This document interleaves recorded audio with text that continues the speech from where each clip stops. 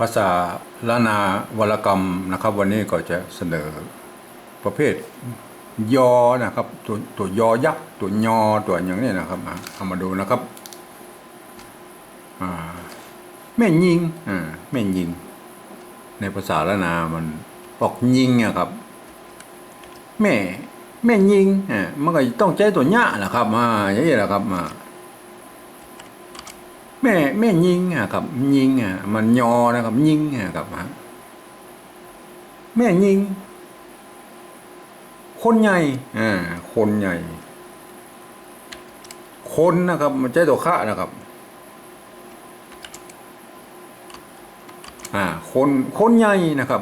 ไม้ไก่นะครับเหมือนมีไม้ไก่ตัวเดียวนะครับไม่ใช่ไม้ม้วนนะครับคนใหญ่ยอใหญ่นะครับมันเสียงเอกนะครับใจตัวหยะนะครับอย่างเงี้ยนะตัวหะแล้วก็ตัวหยะนะครับเป็นตัวหยะนะครับพยานหมายเป็นตัวหยะอย่างเงี้ยนะครับคนใหญ่นะครับคนใหญ่แม่ยิงคนใหญ่นะครับ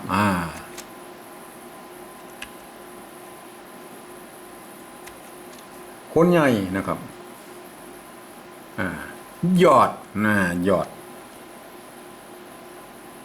ยอดเสียงออกยอยักษ์ไทยนะครับยอดใจอยนะครับนี่นะตัวก็ตัวก็ตัวหยะนะครับเป็นตัวอยนะครับเยอะๆนะครับยอดเสียงเอกนะครับเสียงเอกยอดญาติญาติป้องญาติเสียงยอยักษ์ไทยนะครับอยนะครับ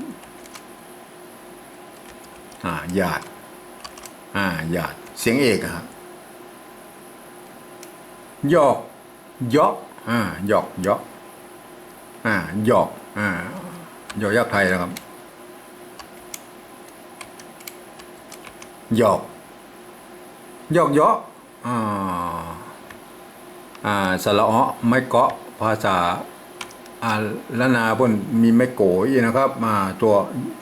อยยอ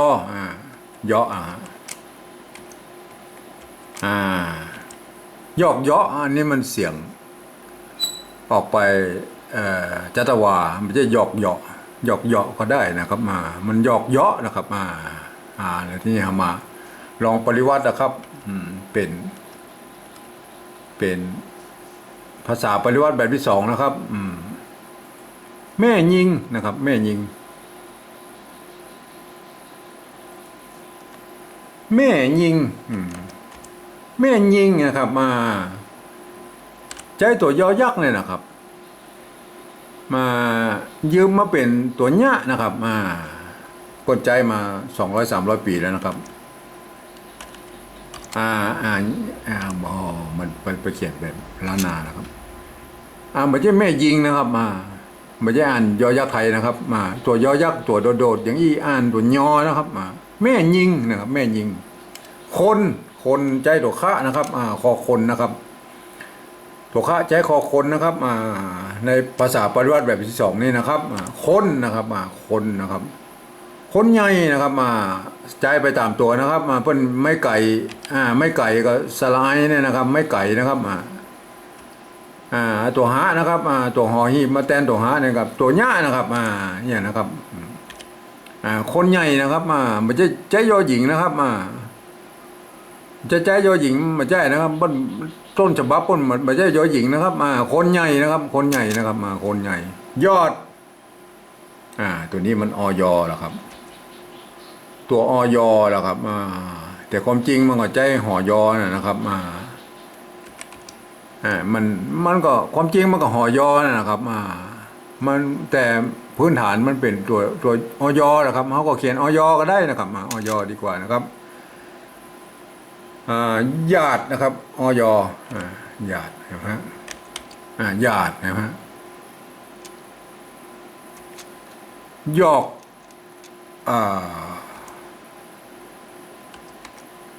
ยอกเยาะนะครับ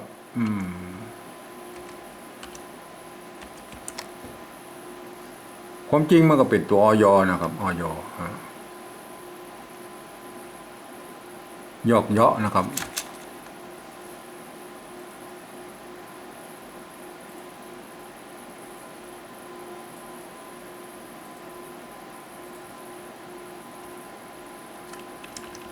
ก็บางที่พวกก็เอาตัวหอเขียนนะครับเยาะอะไรนะยอกเยาะเนี่ยนะครับพวกก็ใจหอนะครับประเภทนี้นะครับหอมาใส่หอใส่นะครับเป็นยอดเป็นญาติเป็นยอกเยาะหรือจะใช้ออยก็แล้วแต่นะครับผมว่านะครับออยนะมันมาจากออยแหละครับถ้าจะไปใช้หอยอแล้วมันก็จะเป็นตัวหญ้าไปเหียครับแบบนี้นะครับ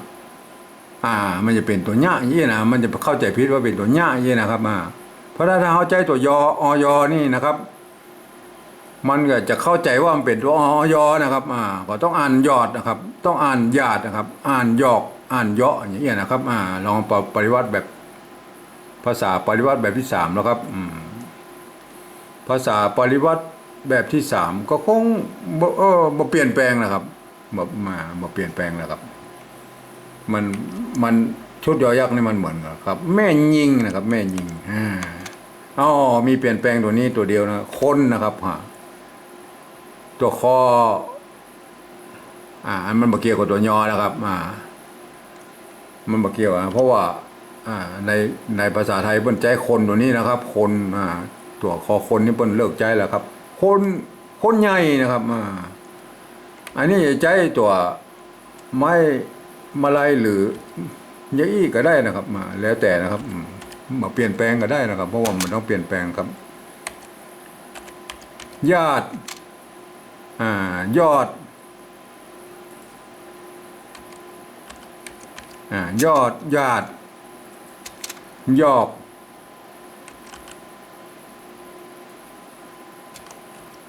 ยอกเยาะ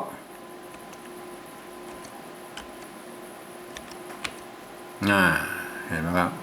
เปลี่ยนแปลงตัวคอตัวเดียวนะครับก็อันนี้ส่วนแล้วแต่นะครับเพราะว่าการปริวัติมันยังบ่มีลับแน่นอนเลยนะครับเพราะว่าบางคนเพิ่งจะใจ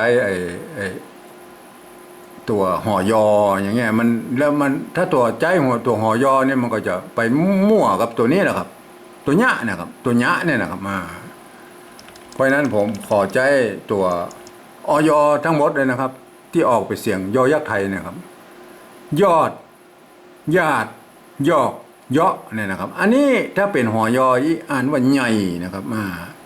อันนี้ก็อ่านว่ายิงนะครับแม่ยิงคนใหญ่ยอดญาติยอกเยาะนะครับอย่างนี้นะครับ